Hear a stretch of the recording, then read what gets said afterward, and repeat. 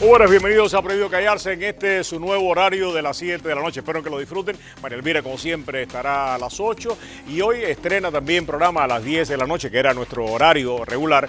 Pues Rick Sánchez, no se lo pueden perder, tiene un programazo. Pero bien, ¿qué es lo que tenemos en el programa para ustedes en el día de hoy? Comenzamos, por supuesto, con lo que ha sido titular de primera plana hoy en la mayor parte de los periódicos, sobre todo aquí en nuestra ciudad y en Cuba, el arresto de 4 cubanos. Aparentemente Raúl Castro, molesto porque al único que le quieren hacer atentado es a Maduro, pues en el día de hoy se ha encargado de tratar de inventar esta trama donde ha detenido a 4 cubanos exilados que estaban de visita en Miami. ¿Es esto serio o no es serio? Lo vamos a estar analizando en el día de hoy. Por supuesto que también vamos a estar dándole seguimiento a lo que sucede en el marco local, en el marco estatal más bien. Hoy tenemos una encuesta exclusiva. Darío Moreno ha estado haciendo un sondeo de opinión pública aquí en nuestro condado y tiene serias revelaciones acerca de las tendencias de votación. Le doy un anticipo para que ustedes vayan más o menos pues ya teniendo una idea de por dónde esta encuesta va. 18 puntos se le lleva Charlie Crist a Scott en el condado Miami-Dade. Vamos a estar analizando las tendencias, va a estar aquí Elaine de Valle y va a estar también Raúl Martínez analizando esto. Después vamos a estarle dando seguimiento a un tema que yo creo que es realmente importante para todos ustedes, David Rivera, como el conocido conejo, aquel de las baterías que nunca se terminaban. David Rivera continúa regresando y regresando y regresando. Lo vamos a estar analizando en el día de hoy también aquí hasta dónde puede ir su contienda, si va a alguna parte y cuál es el reto que representa para Joe Martínez y también para Carlos Curvelo en el distrito 26 y si Joe García pues se beneficia o no se beneficia de que él entre en esta contienda. Y por después vamos a tener un video exclusivo, único, por primera vez en la televisión. Se va a ver el movimiento Rastafari en Cuba. Como todos ustedes saben, este movimiento se inicia en Etiopía en la década de los 70, se traslada a Jamaica, de Jamaica va a Cuba y está haciendo explosión dentro de la isla. Estas imágenes son inéditas, se van a ver por primera vez y vamos a tener un panel de lujo para analizar todos estos temas hoy aquí en Prohibido Callarse. Pero después estaremos también y regresaremos con nuestro comentario como todos los días. Hoy al final del programa estaremos hablando de esto y hoy se lo vamos a dedicar a nuestro querido David Rivera. Así que no se pierda nuestro comentario. Todo eso y mucho más aquí en Prohibido Callarse en el día de hoy, en su nuevo horario. Bienvenidos todos.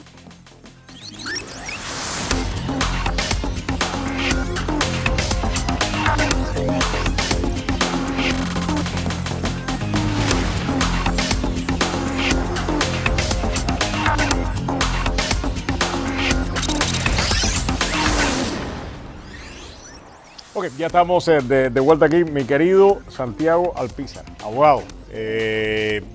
4 personas detenidas en Cuba. Decía yo al principio del programa, quizás de una forma irónica, pero creo que quizás no me falta un poco de realidad, que el gobierno cubano quiere de alguna manera competir con lo que está pasando en Venezuela, ¿no? Yo creo que Raúl Castro se siente un poco desolado. Todas las cosas están sucediendo en Venezuela y no pasa nada en Cuba. Sí, es parte de llamar la atención sobre el tema de Cuba. Yo creo que es parte de una contraofensiva del gobierno cubano, una contraofensiva política a nivel internacional, por el tema de que Cuba ha sido ratificado como uno de los pocos países considerados por el Departamento de Estado como un país terrorista o que apoya el terrorismo. Entonces, la contraofensiva de Cuba, que sigue atrincherado en el mismo tema, es que ellos son los víctimas del terrorismo internacional y que acá en Estados Unidos es donde se producen esas campañas para el derrocamiento por la fuerza y las campañas de terror en contra de Cuba, porque están avisorando que hay una campaña cada vez más creciente que hoy día está liderando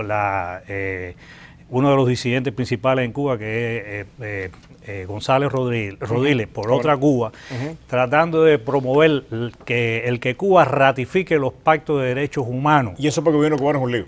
Es un tremendo problema para el gobierno cubano. Ellos firmaron estos pactos en el año 2008 y a diferencia de cualquier otro pacto internacional sobre derechos humanos, la Carta Constitutiva de los Derechos Humanos, estos pactos y los protocolos facultativos tienen carácter vinculante.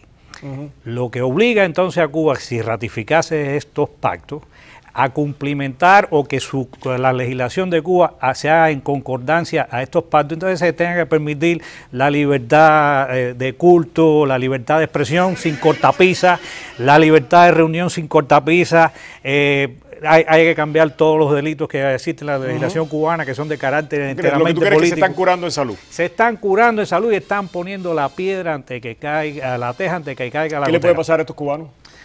Cualquier cosa, mire, esto va desde la posibilidad de que sea cierta las acusaciones que hace Cuba, lo cual dudo mucho. Es muy poco probable. Lo cual dudo mucho, porque también en el pasado han habido problemas de este tipo, que sea un montaje propio de como piensa una gran mayoría de las personas con las que he hablado hoy día de este tema, un montaje de la propia seguridad cubana para hacer contrapeso a estas dos cosas. Y lo que tú decías, Cuba, nadie se habla de Cuba ahora mismo, ellos necesitan cada 3 o 4 meses que de Cuba se hable. Necesitan que eso se empieza a sentir correcto, necesitan una contraofensiva diplomática al tema de la declaración de Cuba o la ratificación de Cuba como país terrorista. Y ellos prevén que va a haber una campaña increciendo, sobre todo por la parte de la Unión Europea, de negociar la posición común de la Unión Europea a cambio de que Cuba firme los pactos de derechos humanos del año 1966. Y como colofón a todas estas cosas, lo que también está tratando de obtener el gobierno cubano es separar de la corriente de opinión pública en Estados Unidos, que de alguna manera no ve al gobierno cubano de una manera tan peligrosa. Exacto. O sea, es decir, toda esta gente de Miami, olvídense de lo que están diciendo, esta gente son radicales, siguen siendo terroristas, no importa que estén hablando de paz, no importa que estén hablando de diálogo, no importa que estén hablando de que tenemos que de alguna manera buscarnos, esta gente sigue siendo terroristas, esta gente nos quieren derrocar y por eso nosotros no podemos hacer ningún cambio hasta que ustedes no nos quiten el embargo y entren en negociaciones plenas y absolutas. Ya estos 4 cubanos lo pueden ser víctimas de toda esa conspiración y pueden terminar muchísimos años en la cárcel o ser un montaje de la seguridad del Estado única y exclusivamente. Eso es correcto. ¿Qué defensa legal tienen dentro de Cuba estas personas, si alguna? ¿Del exterior se puede ofrecer algún abogado a representarlo? Absolutamente no. Tiene que ser un abogado cubano y entonces lo que hace, ya ellos han dado declaraciones que son muy acostumbradas, enseguida declaran todo lo que hacen, claro, echan y dicen quiénes son sus vehículos aquí en Miami, no sabemos cuáles son las cosas, pero es muy difícil desde aquí poder entablar un equipo de defensa con abogados que trabajemos aquí desde Miami para estas personas que están en Cuba. Sería de interés meramente profesional incluso. Además son repetitivos, yo creo, pero nada más que te interrumpa. Yo creo que sí sería un reto y ustedes han formado un equipo legal aquí precisamente que se ha dado la tarea de denunciar a algunos de los peores violadores de derechos humanos dentro de Cuba. Pero me parece que sería un reto para el mismo régimen castrista y ante la opinión pública internacional decir, nosotros queremos ir allí a entrevistarnos con estas personas y si quieren defenderlo, porque me parece que el gobierno cubano lo que no está acostumbrado precisamente a que nosotros le subamos la parada, ¿no? Eso es cierto, pero de acuerdo, y ahora vamos a hablar un poco del tema yo no puedo practicar en Cuba porque yo no estoy adjunto a la Organización Nacional de Bufetes Colectivos de Cuba desde hace más de 20 años. Yo fui miembro de la organización, pero cuando me fui de Cuba, entonces dejé de ser miembro y por tanto mi licencia como abogado está inactiva en Cuba.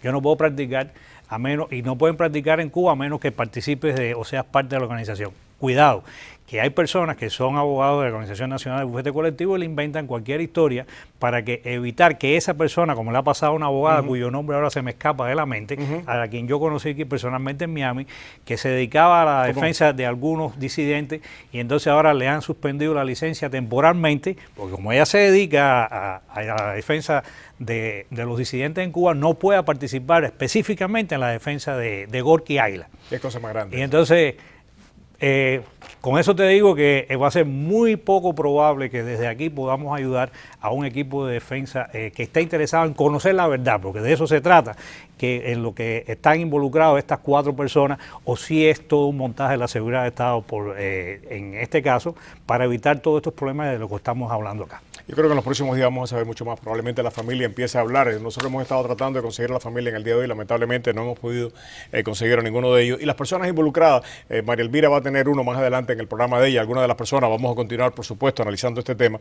María Elvira lo va a hacer en su programa después de las 8. Nosotros hemos logrado hablar en el día de hoy. Nuestro compañero Luis Guardia logró hablar con algunas de las personas mencionadas como los protagonistas de estos hechos, ¿no? Y todos nos dijeron lo mismo. ¿Qué es lo que tú estás diciendo? O sea, cuando Luis lo llamaba para decirle, Granma está diciendo esto en el día de hoy, ha sido publicado, nos decía inmediatamente, Luis, no sabemos, o sea, nuestro productor, no sabemos ni siquiera de lo que nos estás hablando, de qué tú estás diciendo. Es que es muy poco probable que personas razonables, cualquier persona común, no, incluyendo a los que mencionan ahí, de exilados, terroristas, etcétera, que después de haberse buscado todos los problemas que han tenido en su vida, sigan con esto. sigan con este Claro tema. que sí, después es un montaje malo, ¿no? De todas maneras, María Elvira va a estar con este tema. Nosotros mañana vamos a tener algunos de los protagonistas de esta historia que nos van a comentar precisamente cuál es su reacción ante todo lo que está sucediendo. Un gran abrazo para ti. Muchas gracias. Muchísimas gracias. Para el trío, sí señor, de héroes aquí, Luis, tú y Willy y Ricardo. Y Ricardo. Bueno, los cuatro, sí señor, los cuatro mosqueteros. Regresamos en solamente unos segundos. Charlie Crist dice que quiere ir a Cuba. Raúl Martínez dice que quiere hablar de eso. Lo primero que quiere hablar Raúl Martínez en este programa hoy a las 7 es de Charlie Crist y su viaje a Cuba. Tenemos a Ailén de Valle también el día de hoy, una encuesta exclusiva y vamos a estar hablando del inevitable David Rivera. Todo eso y mucho más aquí en Prohibido Callarse.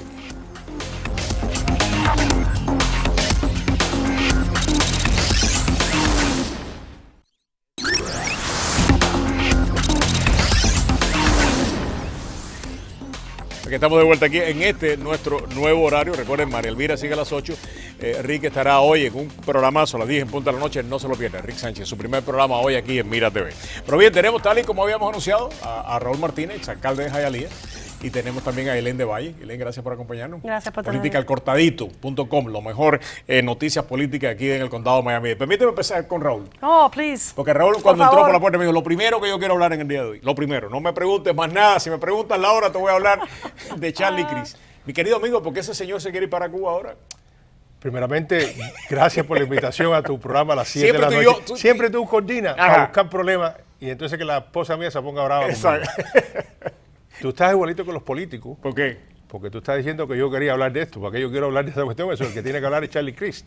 Yo lo que acabo de hablar es... Marily Cancio dice que ella quiere que cambien en Alan Gross, si Charlie Crist va a Cuba, que se quede Charlie y que manden a Alan Gross para acá. Eso lo está diciendo Marily Cancio. Está bien. A lo mejor la podemos cambiar a ella por Alan.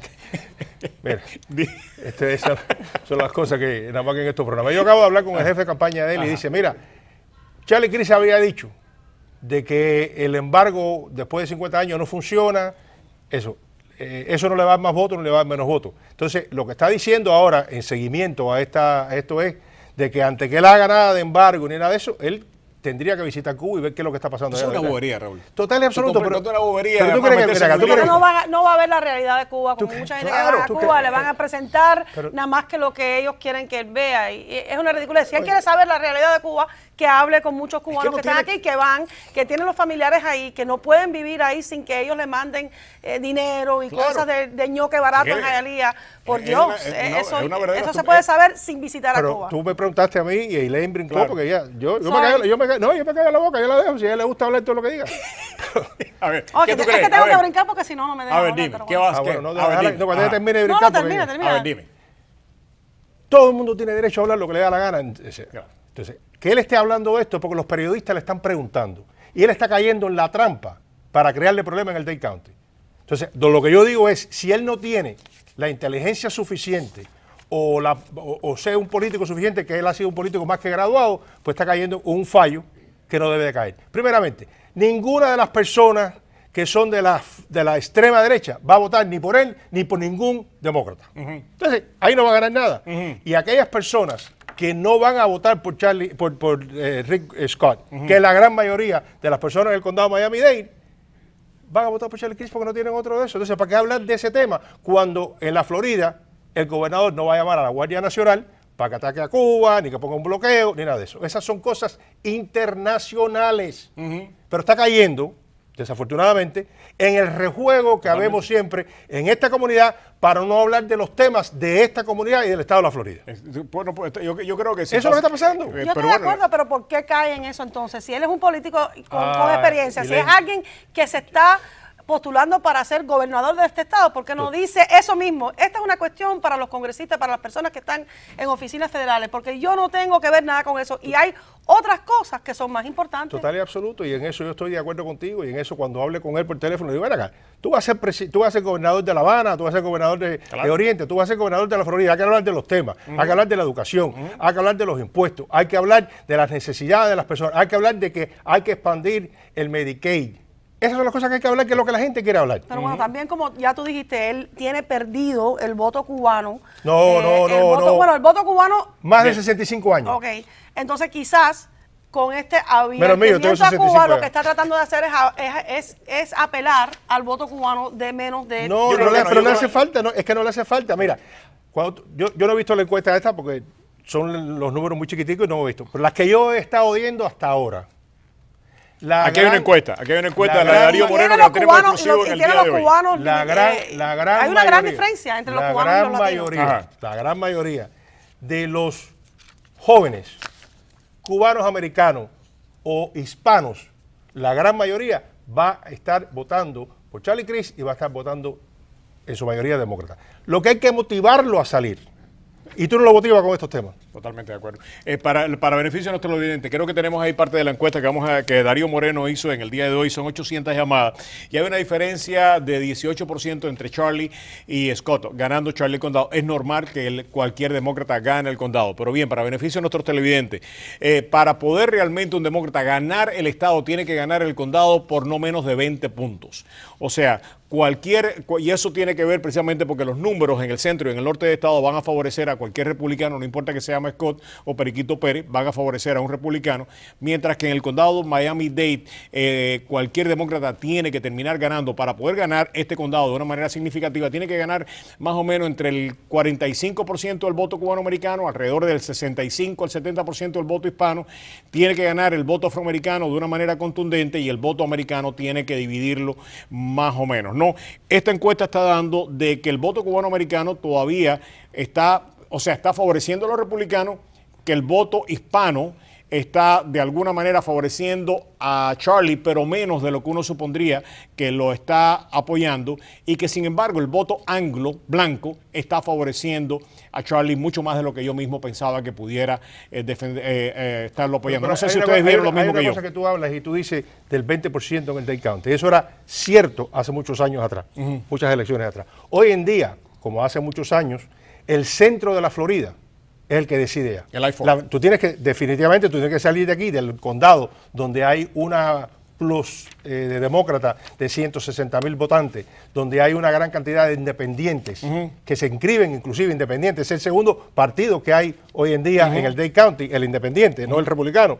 Entonces, ¿qué pasa? Que tú tienes que motivar a esas personas. En Orlando, la gran mayoría de los hispanos que van a votar ahí, van a votar demócratas, porque la gran mayoría son demócratas, son de ascendencia puertorriqueña, son de ascendencia cubana-americana, que no tienen la influencia de la radio y la televisión aquí y de hablar de Cuba todos los días. Entonces, ese hispano, lo que tiene es que motivarlo más que aquellos que vayan a salir en el Panhandle o en el Southwest.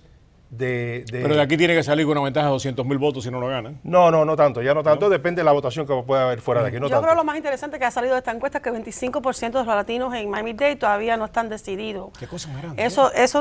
Pero bueno, estamos al principio y también estos números son tempranos porque estamos al principio, no se han gastado el dinero que han acumulado para gastarse todavía. Scott se ha gastado casi 10 millones atacando a Charlie Crist y no le ha hecho media ninguna. Eso es lo que Mira, el otro lugar donde va a ser. Pero Charlie Crist no ha gastado el dinero, es lo que te estoy diciendo, y cuando él gaste el dinero, yo creo que esos números van a subir aún todavía. Sí. Hay un área que siempre ha votado republicano, que es el área de San Petersburg, de Tampa, el West Coast de la Florida. Pero de ahí es donde viene Charlie Crist.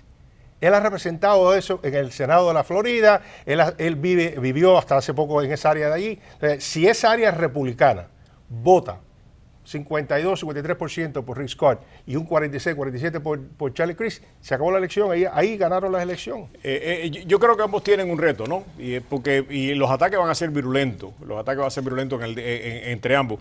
Pero yo creo que el reto para Charlie, y por eso es que se ha mudado para acá, una de las cosas que básicamente los televidentes saben es que Charlie se ha mudado precisamente para la línea divisoria entre Dade y Broward, a pesar de ser de Tampa, porque sabe que tiene que ganar aquí. Por eso tú decías, el I-4 importantísimo, pero si él no sale con una ventaja en lo que es el sur de la Florida, cuando digo sur de la Florida, de Broward, de West Palm y de Dade, sustancial, mi querido amigo, se puede ir a buscar trabajo en otra parte porque aquí no salen. Total y absoluto, pero dentro de eso también tienes que mirar el área de Orlando, el área totalmente de Kissimmee, que toda esa área ha estado creciendo. Tienes que mirar lo que le es el corredor completo, tienes que mirar el área de Fort Myers, que es donde él es prácticamente.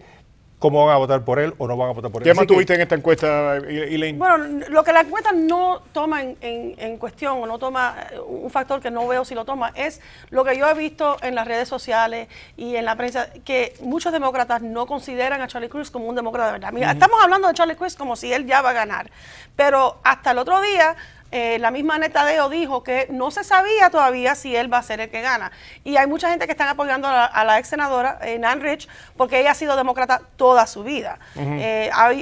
Charlie Crist ha tenido mucha crítica porque dicen que él va del partido que le conviene. Primero era republicano, entonces independiente y ahora demócrata. Yo creo que eso le va a afectar. Eso lo Yo creo que sí lo va a afectar porque no van a salir, los demócratas no tienen pasión para salir por él. Perfecto. Yo conozco a Nan Rich desde que ella comenzó y se postuló en Dade County para el School Board y perdió. Al no poder ganar en Dade County, se muda para Broward County, que es un lugar demócrata fácil de ganar. Entonces, ahí se mudó para allá, ella ya no tiene a dónde ir y se está postulando. Ella no tiene ni el dinero, ni tiene el nombre. Pues ni que ya se sabe que el dinero que se lo están dando se lo han estado dando republicanos. Sí. O sea, básicamente lo que la están apoyando en estos momentos, el dinero que está recaudando es dinero republicano para que pueda atacar a Charlie. Entonces se están forzando a que Charlie Crist vaya a un debate con ella para ella decir no. ¿Tú crees que debe ir, Elaine? Yo creo que sí, yo creo que hace que las primarias y que el proceso sea más abierto. Yo creo que se respeta más. Yo creo que si ella no estuviera recibiendo tanto dinero de los republicanos, yo creo que fuera un debate legítimo. No, pero aunque lo esté recibiendo, ¿qué miedo tiene él de miedo, hablar? Pero parece que es una candidata artificial. Entonces que se lo saque ahí en el debate también. El debate es un lugar donde los dos tienen el mismo derecho de sacarle lo que quieran. Si ella tuviera fuera del área de la base de ella, por ejemplo, ella es de aquí, de Dade County. Nadie la conoce. Entonces, ir a un debate con ella es darle a que la conozcan para las elecciones. Charlie Crist no tiene que debatir. Charlie Crist prácticamente es el candidato demócrata, porque quizás nosotros no teníamos otro. Si hubiera sido Bill Nelson, si hubiera sido Bob Graham, que hubiera regresado, yo te digo, está bien. Pero ella no es candidato. Entonces, políticamente, y yo no vengo aquí, yo aquí no me callo, políticamente no es inteligente de que él vaya a una... Es como si mañana sale una persona que ha militado dentro del Partido Demócrata, se haga republicano y diga, me voy a postular para gobernador. Claro. Manny Díaz, que Manny Díaz se postule mañana como... Manny Díaz resucitó. Como republicano. Resucitó Manny Díaz. Pero republicano. Pero además, una de las cosas, tenemos que hablar de esto cuando regrese de Manny Díaz, que ahora está... Manny Díaz quiso ser, o empezó a experimentar si quería ser gobernador. El otro fue Jimmy Morales. Después fiscal estatal, después por eso te digo. Hasta pelotero quiere ser. Regresamos en solamente unos segundos aquí en Prohibido Callarse. Manny Díaz regresó y está hablando nuevamente de estadio, como si no fuera lo suficiente lo que nos dejó con los Marlins, ¿no? Vamos, regresamos.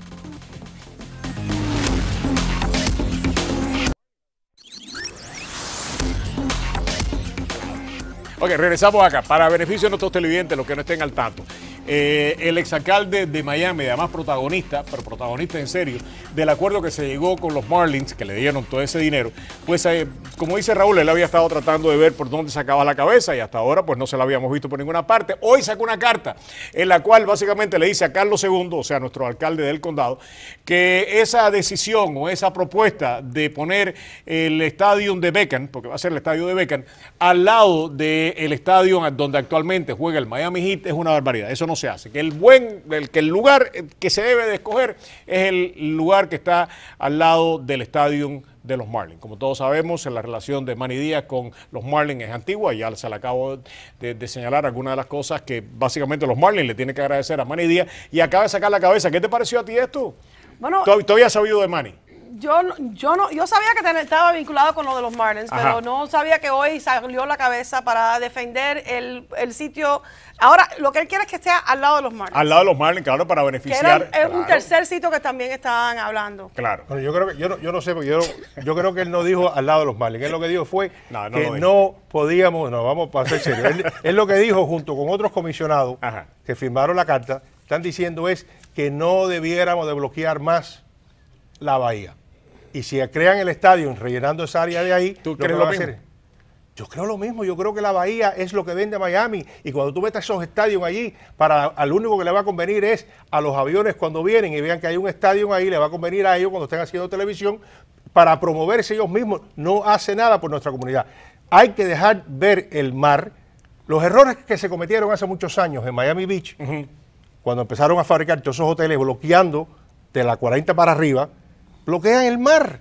Entonces, la suerte es que cuando comenzó a desarrollarse Miami Beach, dejaron esa área del malecón para que la gente pudiera ver la playa, para que pudiera ver el mar. Eso es uno de los recursos que tenemos nosotros y no debemos de estarlo regalando. Y Len, que tiene una mente cooperativa, y yo más o menos me identifico. Eso es bueno, eso es me bueno, identifico. ¿Qué quiere decir eso? Me Eso es bueno o malo. identifico. ¿Qué quiere decir? No Me sé. identifico. Eso es bueno o malo, mira, ven. Ella veces dice bueno, algunas veces de malo. que Carlos II planteó...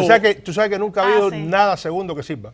¿No? Nunca. De eso vamos a hablar solamente. I don't know about that. Carlos I es un buen coñac. Carlos II lo trataron de hacer y lo tuvieron que votar. Pues mira, estamos pasando lo mismo ahora aquí en el condado de Miami. Pues bien, Elaine dice que a Carlos II se le ocurrió la idea del puerto para hacer más fácil la venta de este lugar al lado de la bahía. A ver, dígame su teoría conspirativa. Bueno, a mí me parece que es un viejo estrategia política. Ajá. En inglés se dice que make them believe it's their idea. Haz que los otros piensan que fue la idea de ellos. Ajá. Y tú propones algo ridículo o una propuesta que es aquí y el pueblo se manifiesta de una manera de que no puede ser eso. Entonces tú lo que dices es que, bueno, entonces vamos a hacer esto y haces una propuesta aquí.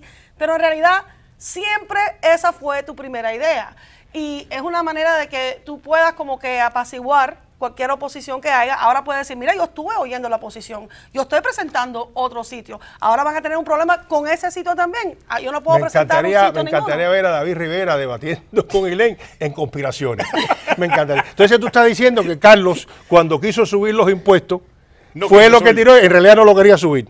No sé si eso, pero mira, acuérdate. Eso es Cantinflas. No sé si eso Tú no sé si eso cae, pero acuérdate. no te criaste en esa época. Cantinflas. Acuérdate las estaciones de bomberos. ¿Tú no te acuerdas el año pasado cuando iban a cerrar las estaciones de bomberos? Sí, cómo no. No, vamos a cerrar 22 estaciones de bomberos. No, espera, son 18. No, espera, son 15. No, son 10. Eso no, es son cantinfleo. 4. O sea, eso es cantinfleo. Y entonces al final del día no cerran ninguno, pero tienen que bajar las horas y tenemos los Tú sabes que a mí como todo cubano, a mí como todo buen cubano me encantan las conspiraciones. Además, donde no hay una conspiración uno no se divierte. Pero espérate, yo realmente creo que en el caso de Carlos II no es conspirativo, es falta de visión, es falta, como tú dices, cantinfleo.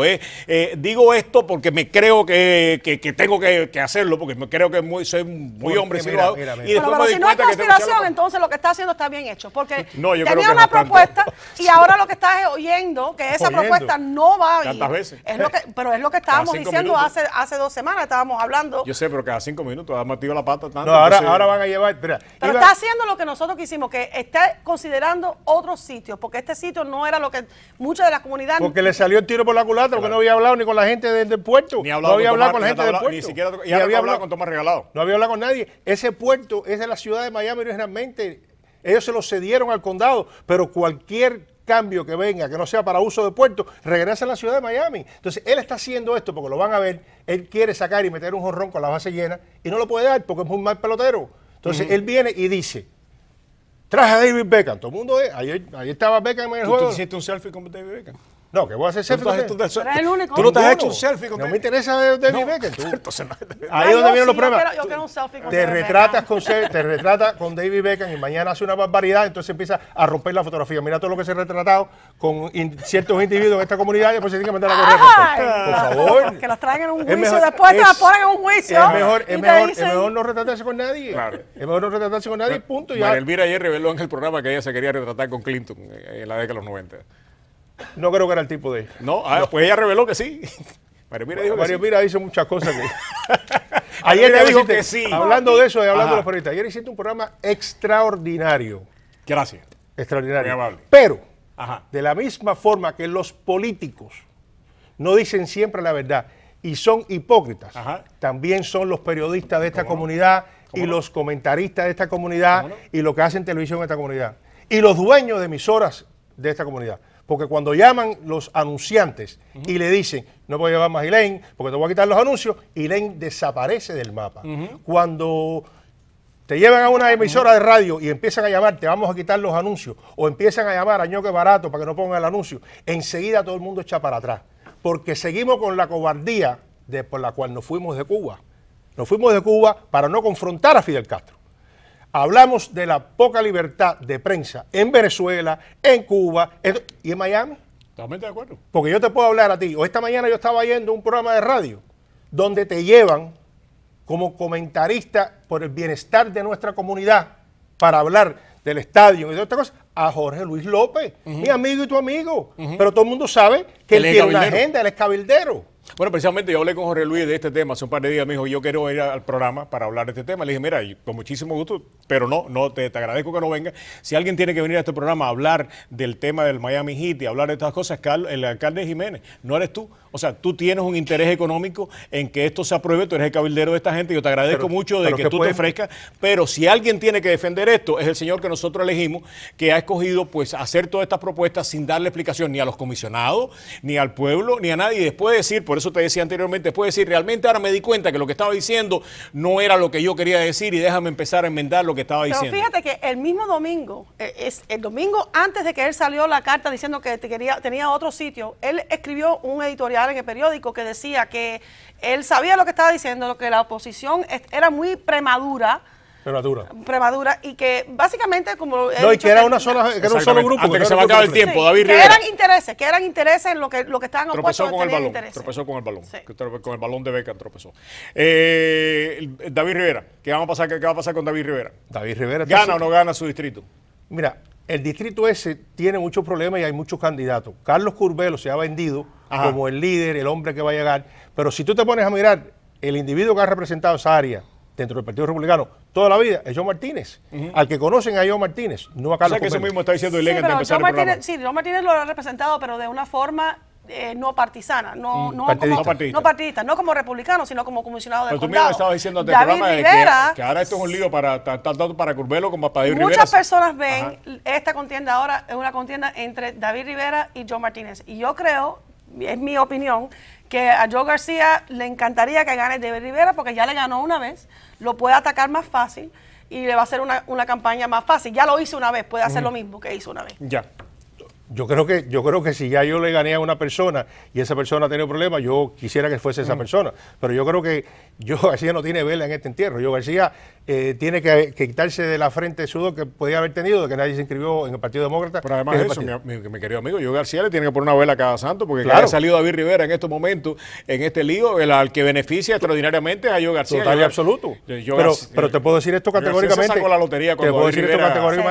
Joe García no sabía. Aunque David Rivera no gane, porque ahora el fango y todo el lío que se va a formar dentro de la primaria republicana le va a beneficiar a Joe García. Bueno, ya está empezando, ya todo el mundo ha ido a contestar. Lo que pasa es que volvemos a David Rivera, le dieron media hora, él metió su discurso. El monólogo de él, tipo Cuba, tipo Díaz Castro. Él aprendió con la tesis comunista, habla y di, para que vas a confundir en la media hora. No le dé chance a nadie. No, y las preguntas la responde con preguntas. Con preguntas. Además le dice a los periodistas, que eso es un tema que voy a abordar hoy al final del programa de comentarios, le dice a los periodistas lo que puede y no puede preguntar. Tú me tienes que preguntar esto. O pregúntale esto a este. Pero hay muchos periodistas que te llaman y te dicen, te voy a mandar las preguntas. Y yo le digo, siempre le he dicho, oye, a mí no me las mande, porque yo no... Primero, no pongo coma. Con eso te mandan también un recibo, ¿no? Te quieren mandar las preguntas y un recibo, Te voy a decir esto honestamente. He oído de mucha gente que lo hace. A mí nunca me ha pasado. ¿Yo te he mandado preguntas en algún momento? Yo no mando preguntas. No, pero ella trata de hablar conmigo continuamente. Yo no quiero hablar contigo. Si tú tienes que coger los políticos en el teléfono en persona. No me mandes las preguntas. ¿Tú sabes dónde dieron ayer la conferencia de prensa de Yo Carollo? Y ella lo sabe. Yo Carollo, otro tema que no tuvimos tiempo de hablar. Pero ¿dónde fue la conferencia de prensa que dio Carollo? En un edificio de apartamento en Coral Gables. ¿Tú sabes quién vive en ese edificio? Ivonne Soler, la manager que él votó. ¿Y eso qué quiere decir? Pero nada, tú me lo dejas así, es que las casualidades de la vida, ella no sabía que él iba a estar allí, pero se encontraron. Y él no sabía que iba a estar ahí también. Vamos a la teoría conspirativa. Y Len sí estaba y Len sí estaba. Maybe lo sabía. Pero tú estabas ahí y no reportaste eso. No he reportado todavía en eso porque lo que estoy... No he reportado eso, No he reportado en la conferencia de prensa todavía porque yo lo veo en realidad como, y lo quería hablar contigo, como una campaña que yo creo que no tiene necesidad de tener conferencia de prensa para estar presentando esta información. Que la presente y ya. Y tú viviste esa época aquí, no. ¿Te acuerdas del reverendo Espinosa? Oh, mi amigo, este es el reverendo Espinosa Partú. Gracias, Raúl. Gracias, Elaine. De verdad que sí, siempre es un placer tenerlo. En este primer programa tenía que invitarlo a ustedes dos, en este horario tenía que invitarlo a ustedes dos para darle a estos movimientos. Muchas gracias. Muchas gracias. Tenemos que pasar a la publicidad. Ustedes saben el movimiento Rastafari, ¿verdad? Ustedes saben cuál es el de que empieza en Etiopía. Selassie va a Jamaica y Bob Marley lo recoge, pasa a Cuba. Tenemos imágenes inéditas, completamente inéditas de lo que está pasando esto en Cuba. Y además, esto empieza allá en Oriente. ¿Tú sabías eso, no? Que en Santiago... Sí, En Santiago de Cuba hay muchos jamaiquinos que fueron de Jamaica para trabajar en Central. ¿Cómo que no? Bueno, me estaba diciendo, hay una noticia que vamos a dar exclusiva en el día de hoy. El consejero principal de Bob Marley era de Santiago, mi querido Miguel. Yo no lo sabía, eso lo Sí, pero tiene un apellido, inglés. Un apellido inglés. Ese encuentro de Aparejede. El del colito rojo, yo no sé quién es, pero al lado es Tony González, el cubano donde quiera. Regresamos con el tema de los Rastafari. Gracias, muy amable. Gracias.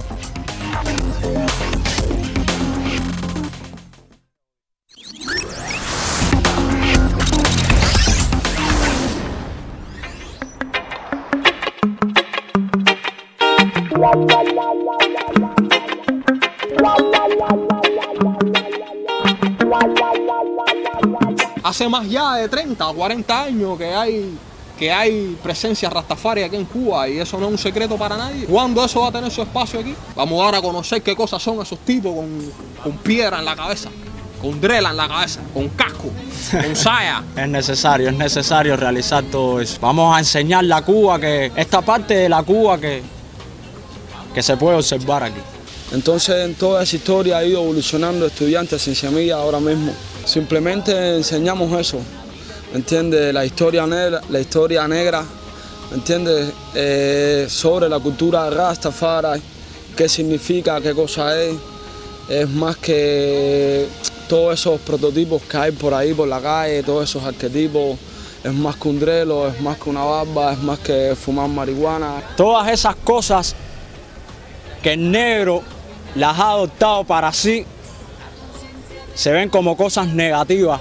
Rastafari es el Cristo negro, es el Cristo que nos han quitado a los africanos, diciendo que somos reyes mundanos, diciendo que somos reyes paganos. Rastafari es el pacto de la alianza. Rastafari es el principio de la creación.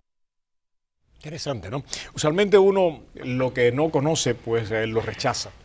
Y en el caso de Cuba, es como si fuera una fotografía que uno tiene de la isla que uno dejó en el momento que uno la dejó y que hasta ese momento era normal. Si uno salió en la década de los 50, pues Cuba hasta ese momento era normal. Si salió hasta la década de los 70, lo que transcurrieron en esa época también era normal. Y así la normalidad se va dando en la geografía cubana, depende del momento en que nosotros la abandonamos. Pero Cuba, como cualquier geografía del mundo, está en evolución continua.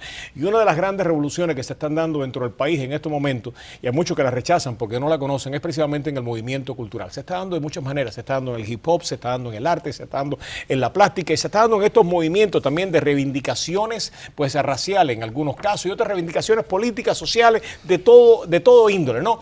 Pero los cubanos están diciendo, nosotros tenemos una serie de derechos, como negros, como cubanos, como homosexuales, como mujeres, que hasta este momento no nos habíamos dado cuenta que lo teníamos y queremos reivindicarlo.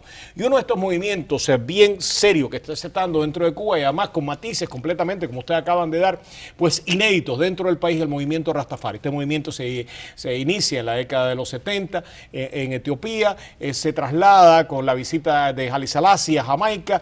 Bob Marley, uno de los grandes músicos del siglo pasado, lo asume para beneficio de nuestros televidentes. Uno de los consejeros, el principal consejero de Marley era un cubano, Mortimer Plano, muere precisamente en Jamaica, nace en el año 29. La esposa de Marley también era cubana, santiaguera, Rita se llamaba ella, o sea que los lazos entre Jamaica y sobre todo la parte oriental de Cuba eran tremendos ya desde hace muchísimos años atrás y esto se ha ido desparramando por todo el país. Hoy vamos a conversar sobre este tema con dos cubanos que han sido protagonistas de estos cambios culturales que se están dando dentro de Cuba. Los dos son parte del movimiento hip hop. Es Sandri del Río, de Hermanos de Causa, que está con nosotros. Para nosotros es un placer tenerlo acá. Y Raudel Collazo, de Escuadrón. Ambos tienen una serie de propuestas musicales realmente interesantes que vamos a explorar en el futuro. Pero hoy lo que queríamos explorar con ellos precisamente es esto que está sucediendo dentro del país. Comencemos con Raudel, porque antes de empezar el programa, Raudel me decía, aunque yo no soy Rastafari, me inicié precisamente en este movimiento ya hace muchos años atrás, me empezaba a explicar y yo quisiera que él explicara a ustedes. Gracias a los dos por acompañarnos, un verdadero placer.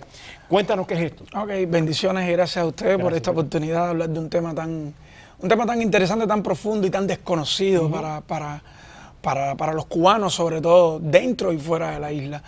Cuando yo te comentaba algo de la iniciación en el movimiento Rastafari, es una iniciación meramente simbólica. Es como el despertar a una historia que tú no conocías sobre ti. ¿De la negritud? Sí, fundamentalmente de la herencia africana que tenemos. Y entonces, la conexión con el movimiento Rastafari, con la palabra, más allá que con el movimiento, con la palabra, Rastafari, me habla de una iniciación simbólica.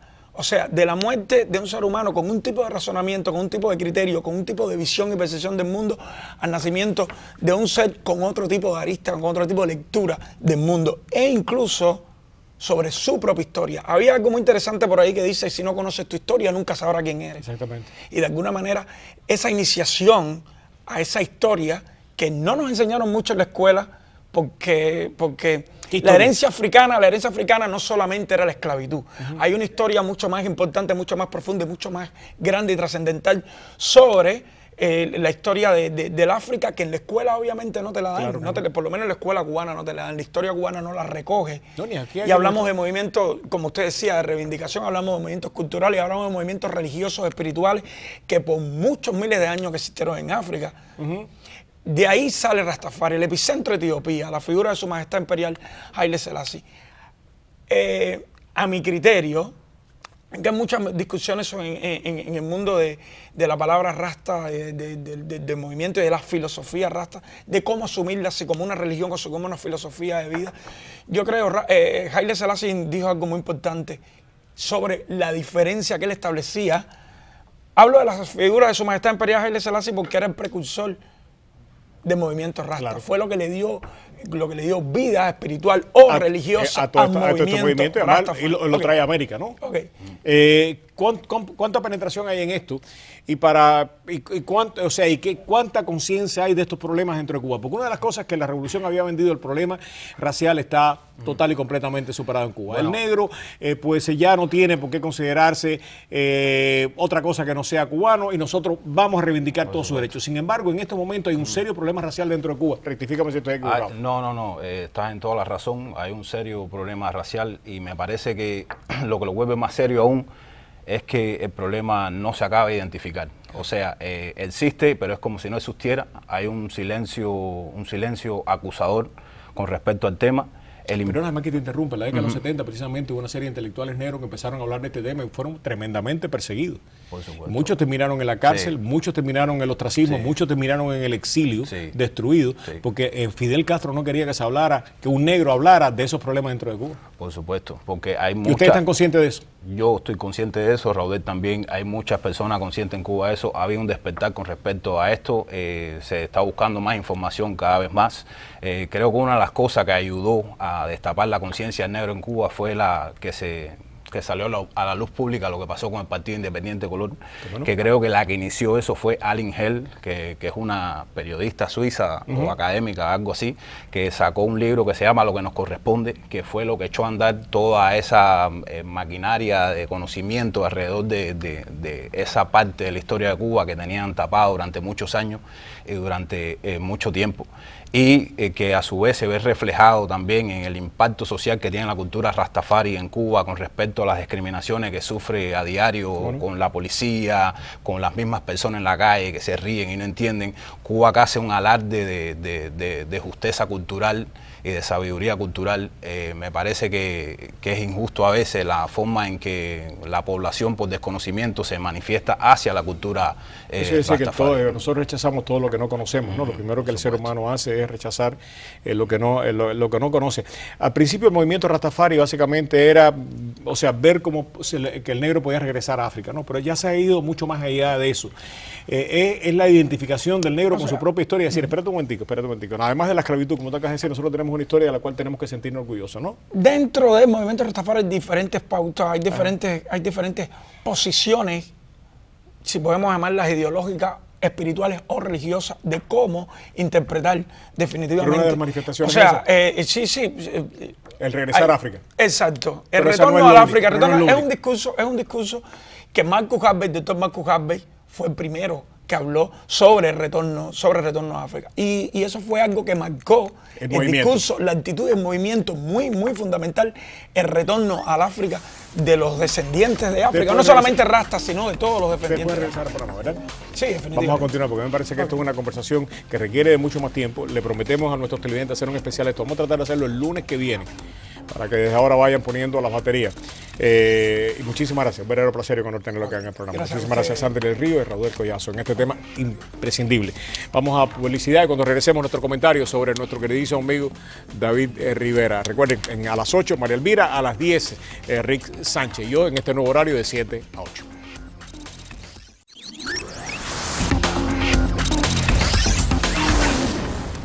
Bien, y ya para terminar, este es nuestro primer programa a las 7 en punto en la noche.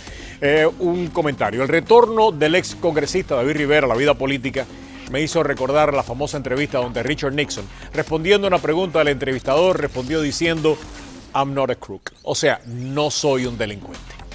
El señor Rivera, hasta este momento, al igual que Nixon, en el momento que pronunció esa frase, que se haría famosa, no ha sido condenado ni encausado criminalmente. Por lo tanto, con todo derecho puede decir, I'm not a crook. A lo que no puede aspirar, ni debe aspirar el señor Rivera, es a que los periodistas no le preguntemos si realmente ha delinquido o no. La pregunta, le guste o no le guste al señor Rivera, es obligada. La conducta pasada y reciente del señor Rivera obliga a formular esa pregunta a cualquier periodista que se respete tantas veces como sea necesario. Solo así el excongresista pudiera tratar de comenzar a limpiar su nombre y tratar de despejar las legítimas dudas que existen acerca de su honradez. Entre muchos otros cuestionamientos legales, el señor Rivera está en la obligación de aclarar los 52 cargos criminales por los cuales la Fiscalía Estatal estuvo a punto de encausarlo. No lo hicieron, y voy a citar fuentes de la misma Fiscalía, porque el Estatuto de Limitación entró en vigor. Cuando el señor Rivera dice que nunca lo han investigado, miente. Simple y llanamente miente, y él lo sabe. Que el señor Rivera no quiera hablar de estos temas y otros es entendible. Por supuesto que es entendible. Es vergonzoso y difícil explicar su relación con comunistas nicaragüenses. ¿Por qué entraba y salía de Nicaragua a través de la frontera de Costa Rica en lugar del aeropuerto de Managua? Y más difícil todavía explicar cómo fue que convenció a los dueños del canódromo de Flagler para que le pagaran a su mamá y a la amiga de esta casi $1 millón para manejar una campaña política. Un periodista que se respete no le puede aceptar ni al señor Rivera ni a nadie que le diga lo que tiene que preguntar, que conteste lo que le dé la gana y que termine lanzando peligrosas e infundadas acusaciones sin ser confrontado. La estrategia del señor Rivera hasta ahora ha sido dar entrevistas en español solamente, se presenta como víctima de una conspiración demócrata, acusa a Joe García de agente del gobierno cubano y termina acusando a The Miami Herald de inventar todo lo que se dice en su contra. Después se niega a contestar ninguna pregunta que no tenga que ver directamente con lo que él acaba de decir. Además, sermonea a los periodistas en el aire y les dice lo que pueden y lo que no pueden preguntarle. Cuando el señor Rivera lanza todas esas acusaciones, se niega a contestar y al final ni siquiera es retado por el presentador del programa, y esto sucede solamente en español, más que una farsa, se convierte en una gran tragedia para todos aquellos que tratamos de hacer un periodismo digno, honrado y profesional en el idioma castellano. El señor Rivera lamentablemente ha expuesto un serio problema que tenemos los que practicamos periodismo en español en esta ciudad. Ojalá esto nos sirva de alerta a todos y nos demos cuenta de que además de nuestra credibilidad está en juego nuestra integridad. Miami necesita de periodistas que no sean ni alabarderos, ni alalevas, ni corruptos, ni sumisos. La mesa está puesta, señor Rivera. Usted nos pone a prueba a todos. Aquí, señor Rivera, puede venir cuando usted quiera. A mi lado estará el señor Caputo, colega de Miami Herald, porque cuando usted ataca a un colega por hacer bien su labor, nos ataca a todos los periodistas. No importa la relación que tengamos y si nuestro trabajo se hace en español o en inglés. Por eso, señor Rivera, la mesa está puesta. Aquí está prohibido callarse.